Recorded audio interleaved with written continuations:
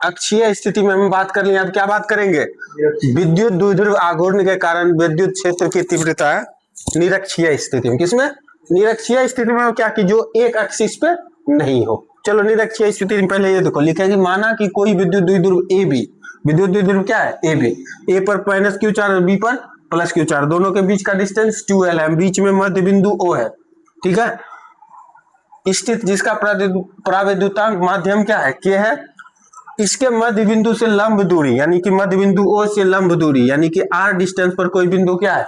P है, जहां पर क्या निकालना है? विद्युत क्षेत्र की तीव्रता निकालना है। क्या पे निकालना है? P पर। तो अब देखो ये क्या है? प्लस क्यू चार्ज है, प्लस क्यू चार्ज है तो ये हर हमेशा क्या करेगा?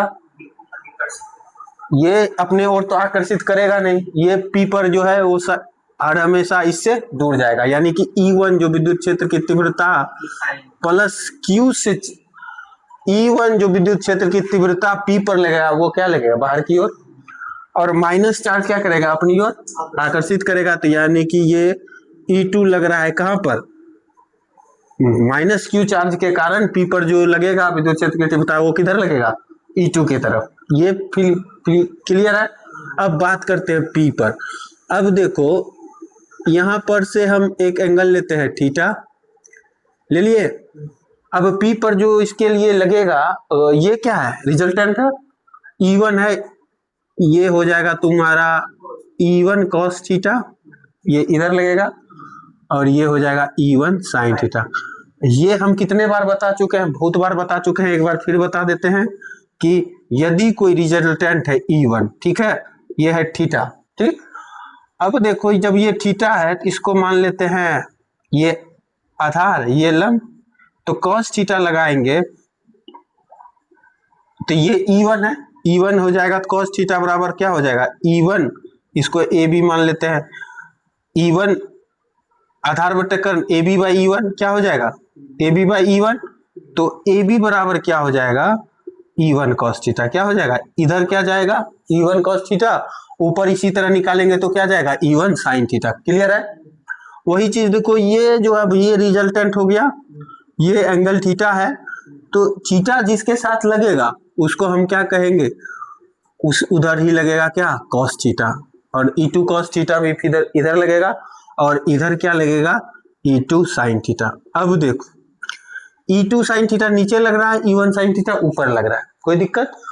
ऊपर नीचे लग रहा है तो इस पर जो E1 और E2 sin थीटा के अनुसार जो लगेगा वो क्या लगेगा? तीव्रता 0। अब इसका अक्ष एक ही दिशा में किधर लग रहा है? E2 cos थीटा और E1 cos थीटा। अब इस बिंदु पर कहेगा कुल तीव्रता कितना होगा? इस बिंदु पर कुल तीव्रता कितना होगा? तो E बराबर क्या हो जाएगा? E1 plus E2 cos theta, होगा कि नहीं? अब पहले आते हैं, सवाल करते हैं। अब हम कहते हैं कि पहले जो बात करेंगे वो करेंगे प्लस Q आवेश के कारण, प्लस Q आवेश के कारण P बिंदु पर विद्युत क्षेत्र की तीव्रता। डिस्टेंस तो नहीं निकाले अभी, डिस्टेंस भी देखो, ये डिस्टेंस चाहिए ना, बीपी चाहिए, ये L है, ये R है, तो बीपी क्या होगा?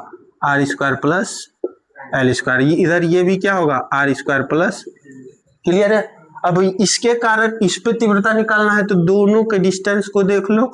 E1 बराबर क्या होगा? 1/4 pi epsilon not into K, ये तो माध्यम हो गया, into Q by R square plus L square का स्क्वायर। Q बाई क्या? R स्क्वायर होता है ना, Q by R square. Clear है? क्लियर है कि नहीं? उसी तरह प्लस Q माइनस Q आवेश के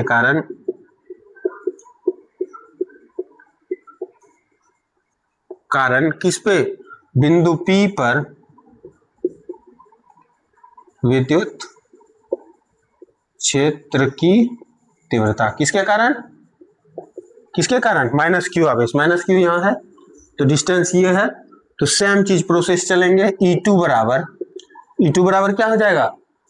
ये डिस्टेंस आएगा 1/4 pi epsilon not into K Q by root under R square plus L square पर स्क्वायर। यहां तक क्लियर है? E1 E2 निकल गया। अब E1 E2 निकल गया। अब सीधा सवाल कह रहा है किस पे निकालना है, बिंदु P पर कुल विद्युतीय तीव्रता निकालेंगे। इसको मिटाते हैं, रहने दो। अब देखो P बिंदु पर, बिंदु P पर कुल विद्युत क्षेत्र की तीव्रता, कुल विद्युत क्षेत्र की तीव्रता, तो क्या हो जाएगा कुल विद्युत क्षेत्र की तीव्रता, E बराबर, देखो इधर लगा E1 साइन थीटा, इधर लगा E2 साइन थीटा, तो E1 और E2 साइन थीटा के अनुसार यहाँ पर 0 हो गया। अब इधर लगा E1 cos थीटा, इधर लगा E2 cos थीटा, दोनों एक ही साथ लग रहा है, तो कुल तीव्रता तो यही होगा ना, वो होगा E1 cos theta plus E2 cos theta. सबसे पहले आके हमको क्या निकालना है, cos थीटा, यहाँ से निकाल देते हैं। cos थीटा बराबर क्या होगा, ये जो एंगल थीटा यहाँ 90 डिग्री बना रहा है, cos थीटा बराबर क्या हो जाएगा, आधार बाई कर्ण, आधार by L by, cos theta बराबर क्या हो जाएगा, L by root under R square plus. अब इसको पुट कर देना है, E1 और E2 दोनों है। चलो आते हैं, E बराबर हो जाएगा, E1 क्या है तुम्हारे पास 1/4 pi epsilon not into K Q by root under R square plus L square पर होल स्क्वायर, होल स्क्वायर है तो इसको हटाओ, रूटे हटा दो, ठीक है, इनटू cos थीटा क्या हो जाएगा L by R square plus L square पर रूट, होगा कि नहीं, कोई दिक्कत। जो E1 है प्लस क्या हो जाएगा E2, E2 में तुम्हारा E2 cos थीटा हो जाएगा, E2 भी देखो वही चीज है, जो E1 है वही E2 है, जो cos थीटा है वही cos थीटा है। तो डायरेक्ट, अच्छा एक चीज हम यहाँ से डायरेक्ट लिख देते हैं कि जो E1 है वही E2 है, E1 cos थीटा यहाँ लिख देते हैं, E1 इक्वल टू E2 है कि नहीं है, E1 equal to E2 direct लिख देते हैं 2E1 cos theta, 2E1 cos theta, 2E1 लिख सकते हैं तो 2 1/4 pi epsilon not K Q by क्या हो जाएगा R square plus L square, ठीक, cos थीटा का जो हो गया L by root under R square plus L square. Clear है यहाँ तक, वही चीज आ गया। अब नीचे इसको मिटाओ, देखो क्या क्या आता है, ठीक है। अब देखो यहां से क्या आएगा, ऊपर आएगा 2QL, आया कि नहीं आया, नीचे क्या आएगा वो देखो 4 पाई एप्सिलॉन नॉट के, इसको इस पे पावर 1 इस पे पावर हाफ, तो डायरेक्ट लिख सकते हैं R square plus L square पे पावर 3/2।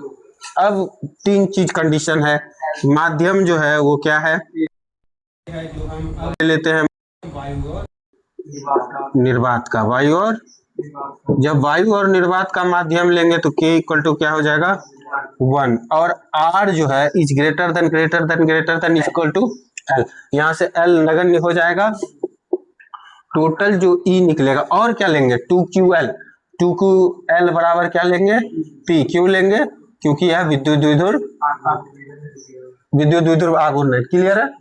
2QL बराबर P क्यों लेंगे क्योंकि यह विद्युत द्विध्रुव आघूर्ण है। अब आओ E बराबर डायरेक्ट फाइनल करो, P आएगा P बटे 4 पाई एप्सिलॉन नॉट, K का वैल्यू 1, K का वैल्यू 1, और R स्क्वायर पे पावर क्या हो जाएगा 3/2, R स्क्वायर पे पावर क्या हो जाएगा 3/2, यानी कि क्या बनेगा P बटे 4 पाई एप्सिलॉन नॉट RQ, ये क्या बना, ये बना E तुम्हारा, यानी कि कुल इंटेंसिटी तीव्रता किस पर निरक्षीय स्थिति के कारण P बिंदु पर कुल विद्युत क्षेत्र की तीव्रता। समझ में आया।